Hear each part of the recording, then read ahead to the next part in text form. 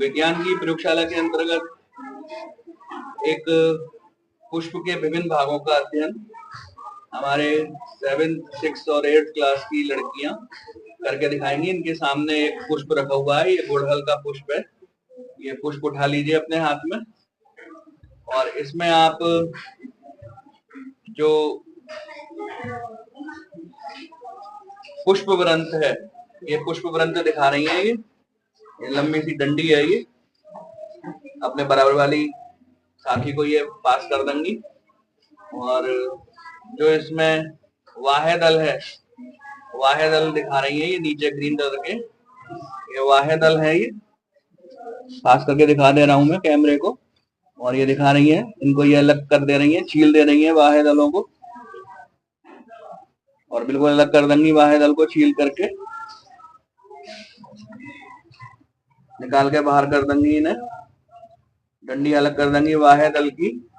और इसके साथ इनके अंडाशय से ये बाहर आ गया है, देखिए बीचों बीच में आप ये जो संरचना देख रहे हैं, ये अंडाशय है। ये इसको रख देंगे, बराबर वाले बच्चे को ये हैंड ओवर करेंगे इस साइड को, और साथ में क्लास से ये छठे क्लास वाले बच्चों के पास जा रहा है,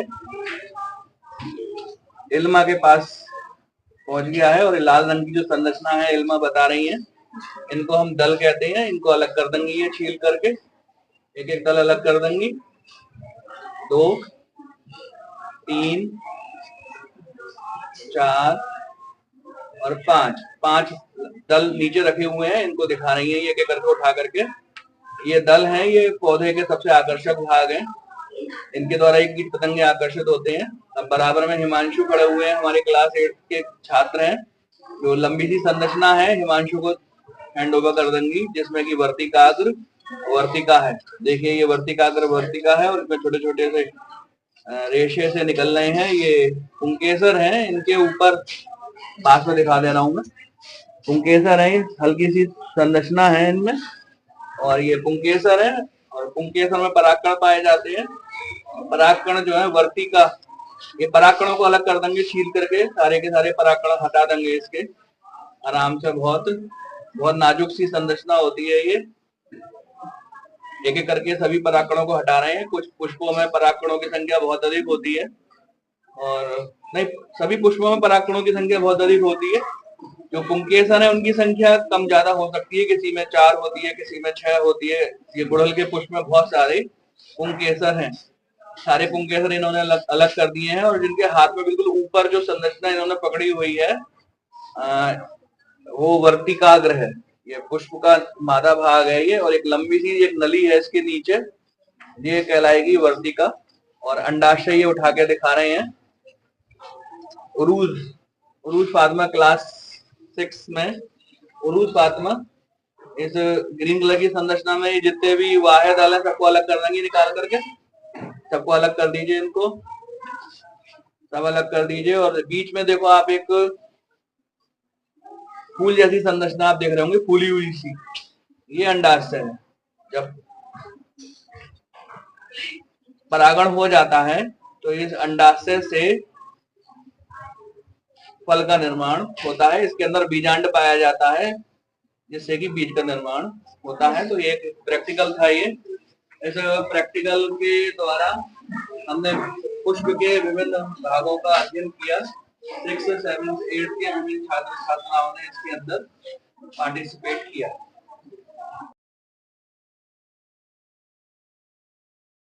हेलो एवरीवन, आज हमने विज्ञान की प्रयोगशाला के अंतर्गत एक चित्र बनाया है, जो आप सामने बोर्ड पर लिखा देख सकते हैं, पुष्प की संरचना। इस चित्र के माध्यम से हम आपको पुष्प के विभिन्न भाग के बारे में बताएंगे। और सामने आप टेबल पर 2 फूल भी रखे हुए देख रहे होंगे, फिर वास्तव में इनका प्रैक्टिकल करके दिखाएंगे कि ये फूल के अंदर ये कहाँ पाए जाते हैं। जैसा कि आप सामने चित्र में देख रहे हैं, पुष्प के विभिन्न भाग लिखे हुए हैं। सबसे महत्वपूर्ण भाग जो इसमें पुष्प का है वह है पुष्प व्रंत।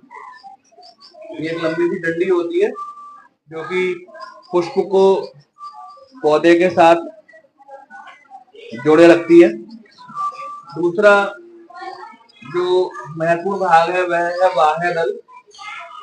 वाहे दल हरे रंग के होते हैं और यह जब पुष्प कली की अवस्था में होता है तो पुष्प की रक्षा करते हैं। इनका केवल यही उद्देश्य है कि जब पुष्प कली की अवस्था में हो तो इनकी रक्षा करें, और जब पुष्प विकसित हो जाता है तो ये जो है वो इस तरीके से खुल जाता है। दूसरा जो आप महत्वपूर्ण भाग देख रहे हैं वह है दल। ये विभिन्न कलर के होते हैं, अलग अलग पुष्पों में अलग अलग कलर के होते हैं। कुछ में लाल होते हैं, कुछ में पीले होते हैं, नारंगी होते हैं, सफेद भी होते हैं। जिन पुष्पों में ये सफेद होते हैं उनमें बहुत तीक्ष्ण गंध निकलती है। गंध इन्हीं के कारण से होती है और इनका मुख्य काम होता है कीट पतंगों को अपनी ओर आकर्षित करना, जिससे कि परागण हो सके और पुष्प से फल बन सके और बीज प्राप्त हो सके। दूसरा जो आप महत्वपूर्ण भाग देख रहे हैं वह है पुंकेसर। ये तंतु अर्थात धागे नुमा संरचना होती है। इनकी संख्या 4, 5, 6, 7 होती है। भिन्न भिन्न पुष्पों में ये भिन्न भिन्न संख्या के रूप में होते हैं। ये पुष्प के नरभाग होते हैं।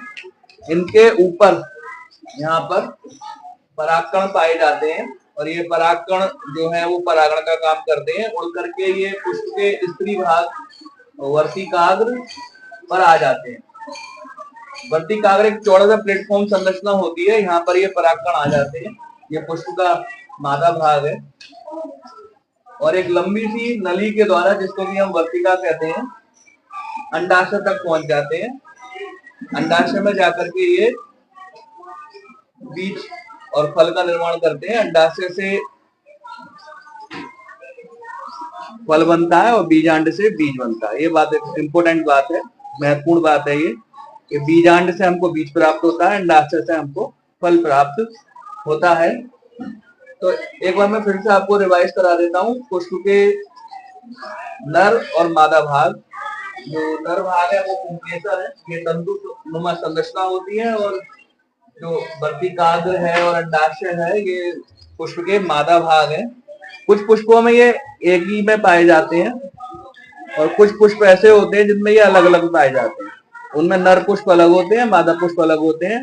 जैसे बेल वाली फसल है, कद्दू है, ककड़ी है, लौकी है, तुरई है, उसमें आप इनको आसानी से पहचान सकते हैं। जो मादा पुष्प होते हैं उनके नीचे घड़ा नुमा संरचना होती है और जब परागण होता है तभी फूल से फल बनता है। इस फूल के माध्यम से हम समझ सकते हैं, आप देख सकते हैं कि ये जो डंडी है ये वाली पुष्प ग्रंथ है, और आप ये नीचे ग्रीन कलर की संरचना देख रहे होंगे। यहाँ पर ये वाहे दल है, और ये आप जो लाल रंग की संरचना देख रहे हैं बुलहड़ में, ये दल है। देखिए आप ये एक लंबी सी संरचना ये देख रहे होंगे और इसमें छोटे छोटे से ये रेशे से निकल रहे हैं, ये इसके नर भाग हैं। इस पे परागकण पाए जाते हैं और ये इसके ऊपर बिल्कुल ये वर्तिकाग्र है। ये परागकण इस वर्तिकाग्र के ऊपर पहुंच जाएंगे और इस वर्तिका से होते हुए इसके नीचे यहाँ पर अंडाशय में पहुंचेंगे और बीज से फल से फूल से बीज का निर्माण करेंगे। एक एक अलग अलग करके दिखा दे रहा हूं मैं आपको। आप इसको इस तरीके से छील लीजिए। ये मैंने इसके वाहे दल मैंने इसके अलग कर दिए हैं। ये इस तरीके से आप इनको अलग कर सकते हैं। दिख रहा होगा आपको वीडियो में आसानी से। ये आप इसको अलग कर दीजिए इस तरीके से छील करके। ये देखिए ये जो है अंडाशय भी बाहर निकल आया। मैं कैमरामैन से कहूंगा कि थोड़ा सा पास आ जाए और ये अंडाशय को दिखा दें। ये अंडाशय है, बीच में आप जो बिल्कुल देख रहे हैं ये अंडाशय है। ये जो वर्तिका है ये लंबी सी संरचना, ये इसके दल हैं। ये 1, 2, 3, 4 और ये 5 दल हैं ये इसके। और ये आप इसमें ऊपर कैमरामैन से कहूंगा पास में आके दिखा दें। ऊपर देखिए, ऊपर आप प्लेटफॉर्म की संरचना देख रहे होंगे। ये जो है ये इसका वर्तिकाग्र है। ये पुष्प इसके ऊपर जो है परागकण है। ये पुंकेसर के ऊपर ये परागकण निकल के यहाँ पहुंच जाएंगे और इस नली से होते हुए अंडाशय तक पहुंचे। तो इस चित्र के माध्यम से, इस प्रयोगशाला के माध्यम से हमने पुष्प के विभिन्न भागों का अध्ययन किया। मैं समझता हूँ आपको समझ में आ गया होगा।